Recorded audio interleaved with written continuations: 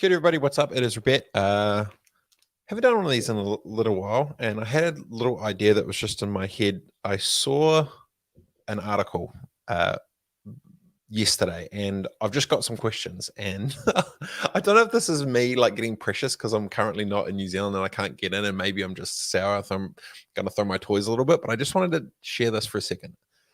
Okay, so it says vaccinated Air New Zealand crew spared hotel isolation on return from the States. So, okay, so I wanted to see what that meant. It said, okay, and now it says aircrew return from high-risk destinations will no longer have to stay for days in a taxpayer-funded hotel if they are vaccinated against COVID-19. So essentially, if you work for New Zealand and you fly back into New Zealand, you don't need to stay in a hotel anymore. If you're vaccinated, you can literally just go through. Then it said here, days of solitary isolation had taken a toll on the mental health of some of the crew, which I can totally understand. So in my head, I'm just trying to think in my head. So the public who fly in need to stay for 2 weeks, but if you staff, it was shortened down to, I think it was up to 60 hours they're talking about here. He says, yeah, from our perspective, the well-being of our guys and girls was really starting to take a hit. Agreed. Unions in New Zealand had lobbied the Ministry of Health and Government to relax the rules requiring costly stays at the Grand Windsor Hotel, which can stretch up to 60 hours. So obviously they come in, they stay up to 60 hours. I'm guessing they do tests and bits and pieces. So I definitely get that, like back and forth, continually going through can potentially get a bit tricky. Then this meant that the requirement for unvaccinated aircrew to self-isolate and test applies to all long-haul flights. So then if they don't, then they'll have to self-isolate. So it brought me another one. So I've just got a couple of quick questions. I don't know if this is like, I'm not sure where this sits. I've just got some questions. Number one, why are there two different rules for the staff and the public? So how, if they're associated with the virus and the virus they don't want in the country, I understand that. I get that. You're trying to save the country. Totally get it. But does the virus discriminate of if you're an employee of New Zealand or not? Like, oh, okay, if the virus comes through and they say, I'm fully vaccinated, so, could I work for Air New Zealand? Then I get to come in without having to vaccinate. Would that be fair? Could I take a short-term contract within to do some help to support them? So my first question was, if I'm reading this right, and this is what I needed.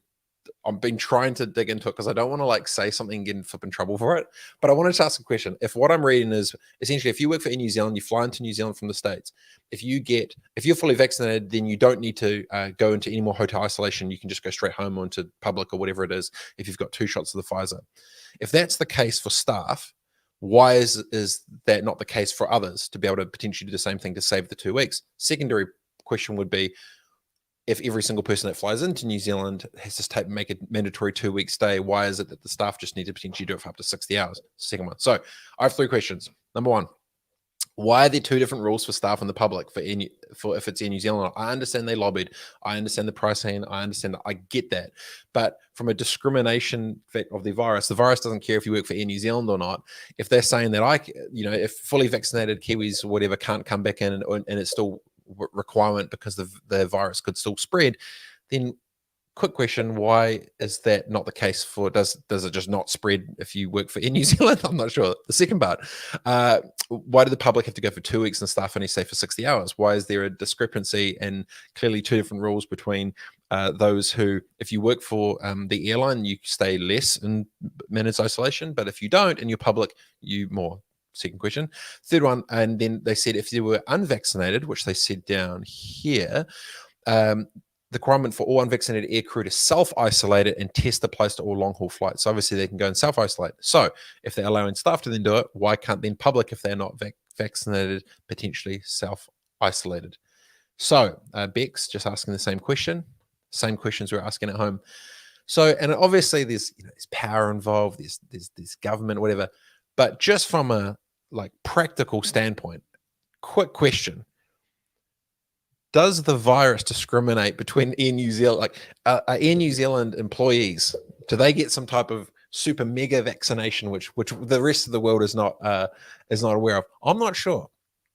But when I read this, I'm trying to get my head around it of how is there 2 rules if someone works for a business or not? So if anything, you would think that people who are working on airplanes are probably back and forth and potentially getting exposed to, and they're traveling around the world, will be exposed to most. But if they are literally saying, and this is my question, if you work for Air New Zealand and you're unvaccinated, you can go and self-isolate and just come back home for 60 hours or whatever. If in the past, if it's just staying for up to 60 hours in isolation. So there's clearly employees of Air New Zealand are being treated differently than public. Now, should or shouldn't be the case, not my call. My question is this. If it is okay for Air New Zealand staff that are fully vaccinated to be able to just walk straight into the country, not have hotel isolation, go straight to a Blues game, why can't others?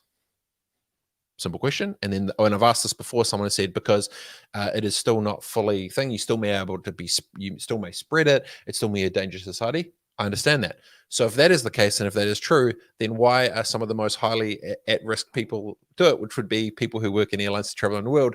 Why would they be allowed to potentially just come straight back through? So my question for the day, 3 questions. 1, why, if this is true, and basically if you work for New Zealand, you can just roll straight back through and you don't need to do any isolation, why are there 2 different rules for staff and the public? Number 1. Number 2, why also is there a discrepancy between New Zealand staff only having to stay up to 60 hours instead of 2 weeks like everyone else that comes through?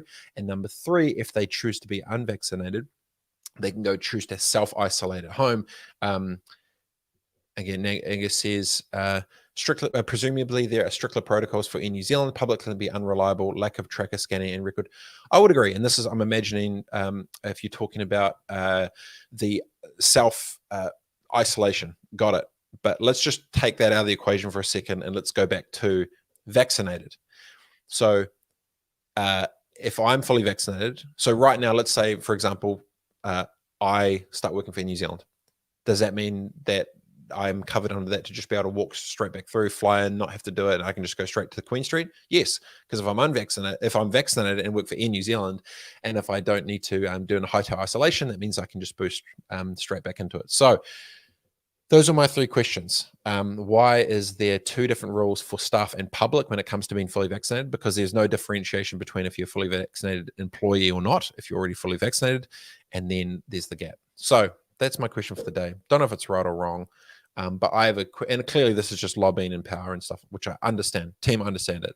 But when I've asked the question before and they said that I'm not allowed to come back into New Zealand because even though I'm fully vaccinated, I still may be able to carry the virus. That is why that is why there's still a 2-week mandatory quarantine. If that is the answer that I've received, which I have from a few people, then how is it okay for New Zealand people in the exact same situation, but if they're fully vaccinated, to not have to do any hotel isolation, not have to pay the couple of grand for quarantine, not have to stay 2 weeks in quarantine, and can just roll straight back into society? There's my question. Don't know what the right answer is. It's just clear that there's 2 different rules for 2 different people. So that's my question / mini event. And maybe in all transparency, I might not be knowing the full thing, but maybe I'm getting a bit emotional about it because I can't get in and I just hear someone else there. I'm like, stuff you guys. I'm going to go work for Air New Zealand. My homie Nickel just got a job there. All right, there you go. I'm gonna get a project, gonna work for Air New Zealand, gonna fly back into that puppy, stuff this quarantine thing, go straight in. Oh, here we go. Glenn, get in there. Okay, he says, science isn't decisive of itself. Science plus economics plus risk appetite gets us closer to the truth. There's nothing magic about 2 weeks. Oh, Glenn, pretty deep there, but I respect that. But just go back to it, just for I just want to. So if I work for Air New Zealand, I'm fully vaccinated, I don't need to go to a hotel. But if I'm a member of the public and I'm fully vaccinated, I need to go for 2 weeks. And the reason why they say that I have to for 2 weeks is because I can still spread the virus. But if I'm an employee of Air New Zealand, I don't need to. Can someone actually just genuinely answer that question for me? Please. Please. And what am I missing here? Someone in New Zealand, I've got lots of friends there as well. So, or someone in the government, I've got friends in the government. I've got friends in public. Roger, I would advise against flying into puppies. Oh, mate, I don't know the answer. But, hey, Roger, you're a very smart man. Am I crazy, or is this kind of weird that there's literally 2 rules for if I'm an employee or not? I'm trying to get it around my head of how can the answer to shut people out be the same answer that allows other people in if you just work for this one company? What? I don't know. I'd like to start a discussion about it. If someone has the answer, please let me know. But I am just a little bit confused right now, team, because it feels like I needed to get a job within New Zealand so I can just not even worry about the shit and just roll straight into New Zealand like nothing even happened. And no one's going to say anything about it because my team lobbied for it. So whenever you mix power and politics and money, there's always going to be different things for different folks. I just feel, it's numbers game. There are less Air New Zealand crew equals less risk of spread. Yes, but also it's the principle of if you do or don't have it, they're basically saying, I see what you're saying. The numbers game of if they are vaccinated is disproportionately lower than things. Okay, I can see that argument because you're rolling the dice and there's a lot less through. Agreed, but every time one of them is anytime there's been a breach and one of them's come through, there's always been issues and they potentially lock down things. But I actually do, Glenn, I do see that point. Not really going to my argument to try and get me in because I'm fully vaccinated. I'm just throwing my toys about it, but we'll digress. All right, team, have a good day. Enjoy New Zealand and the rest of what's going on, and I shall see you all soon. I just saw that and I just had to do a little video about it because I'm just in my head trying to get my wrap around. All right, adios, team. Peace.